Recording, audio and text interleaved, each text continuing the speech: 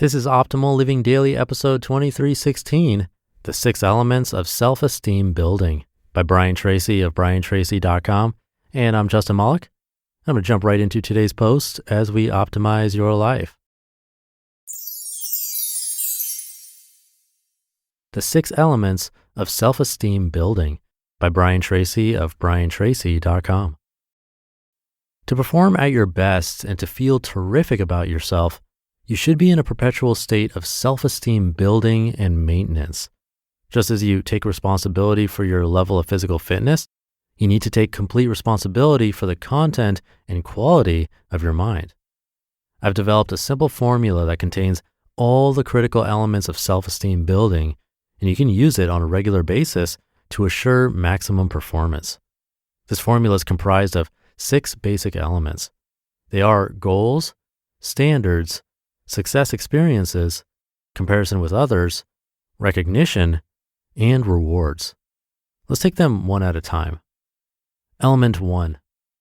How much you like and respect yourself is directly affected by your goals. The very act of setting big, challenging goals for yourself and making written plans of action to achieve them actually raises your self-esteem, which causes you to feel much better about yourself. Self-esteem is a condition you experience when you are moving step by step toward the accomplishment of something that is important to you. For that reason, it's really important to have clear goals for each part of your life and to continually work toward achieving those goals. Each progressive step causes your self-esteem to go up and makes you feel more positive and effective in everything else you do.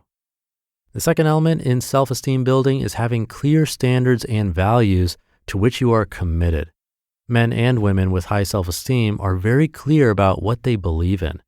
The higher your values and ideals are, and the more committed you are to living your life consistent with those values and ideals, the more you will like and respect yourself, and the higher your self-esteem will be. Lasting self-esteem comes only when your goals and your values are congruent, that is, when they fit into each other like a hand into a glove. Much of the stress that people experience comes from believing one thing and trying to do another. But when your goals and values are in harmony with each other, you feel a wonderful surge of energy and well-being, and that's when you start to make real progress. Many people tell me that they are unhappy with their job because they can't seem to achieve success no matter how hard they try. I always ask them if they're doing what they really care about and believe in themselves. In many cases, people realize that they are not happy with their job because it is the wrong kind of work for them. Once they change jobs and start doing something that they really enjoy, something that is more consistent with their innermost convictions, they start to make real progress and get a lot of satisfaction out of their work. The third element in self-esteem building involves having success experiences. Once you have set your goals and standards, it is important that you make them measurable so that you can keep score of your small and large successes along the way. The very act of setting up a goal, breaking it down into smaller parts, and then completing those parts makes you feel like a winner and causes your self-esteem to go up. But remember that you can't hit a target you can't see. You can't feel like a winner unless you clearly lay out the standards by which you are going to measure your success and then achieve those standards. Let's say that you set a goal to sell a certain amount or earn a certain amount of income in a given year. If you break that down into monthly and weekly goals, and then you achieve the first of those goals, you will feel great about yourself. Each time you reach another milestone, your self-esteem and ability to perform will increase, and you'll feel encouraged and enthusiastic about the next challenge. The fourth element of self-esteem is comparison with others. Leon Festinger of Harvard University concluded that in determining how well we are doing, we do not compare ourselves with abstract standards, but rather we compare ourselves with people we know. To feel like a winner, you must know for sure that you are doing as well as or better than someone else. The more you know about how well the others in your field are doing and the more favorably you compare with them, the more you'll feel like a winner and the higher your self-esteem will be. Successful people continually compare themselves with other successful people. They think about them and read about them and study their performances, and then they work to surpass them one step at a time. Eventually, successful people reach the point where they compete only with themselves and with their past accomplishments. But this comes after they have moved to the top and left many of their competitors behind. The next element for self-esteem is recognition of your accomplishments by people whom you respect. To feel really great about yourself, you need the recognition of people you look up to and admire, such as your boss, your coworkers, your spouse, and people in your social circle.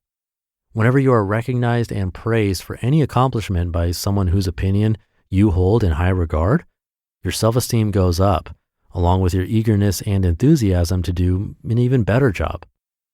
The final element of self-esteem involves rewards that are consistent with your accomplishments. You may work in a field where you receive financial bonuses, status symbols, larger offices, bigger cars, or even plaques and trophies for superior achievement. All of those symbols can have an incredible impact on raising your self-esteem and causing you to feel terrific about yourself. You just listened to the post titled The 6 Elements of Self-Esteem Building by Brian Tracy of briantracy.com. And thank you to Brian, super popular author and speaker. I'm not sure in the years of doing this podcast and reading an article every single day that I've heard the idea that setting goals will help your self-esteem, but I can see where he's coming from. We've heard both sides of the setting goals argument. Most often you will hear that they are beneficial, especially if you write them down, because just that process itself makes it more likely that you will succeed with the goal. But as he was saying, every step you take towards that goal is a sort of pat on the back, which can help build self-esteem. That ties into element 3 of having successes.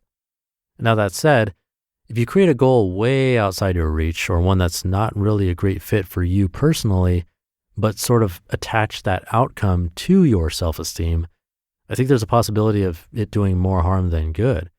So it's really important to be realistic. And then when you do hit those goals, or not even that, but just take a small step in the right direction, make sure to implement element 6 for sure. Reward yourself. And do reward yourself somehow just for listening today. That's a step in the right direction in my book. Just reading these articles to you has improved my life in countless ways, so being here with me daily will surely improve yours as well. And of course, if you want to help someone else out, sharing this show with them, telling them about it really goes a long way. That's how I've been able to keep this show going for so long. It's with your help sharing this show. So thank you for doing that and spreading the word. And with that, have a great rest of your day, and I'll see you tomorrow for the Friday show, where your optimal life awaits.